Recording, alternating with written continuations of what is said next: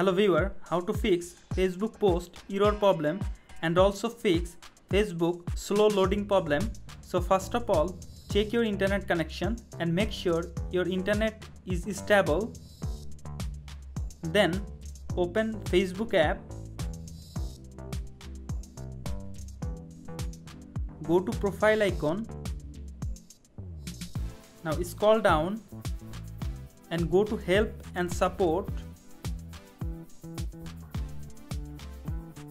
Tap on report a problem. Tap on report. Tap on include. Now select feed.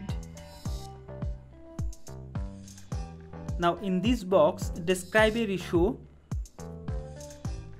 So include here, please fix Facebook post error problem, and after describe your issue, submit your message to the Facebook support team.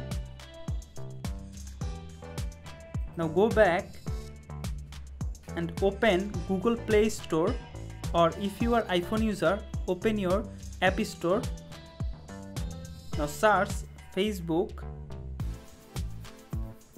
From here, make sure your Facebook app is updated. If your Facebook app is not updated, please update your Facebook app. Now open your Facebook. Now see your Facebook post error problem solved.